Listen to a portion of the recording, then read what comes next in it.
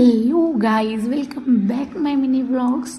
तर ठरल्याप्रमाणे आपल्या दिवसाची सुरुवात आहे मॉर्निंगचे डोज लावून.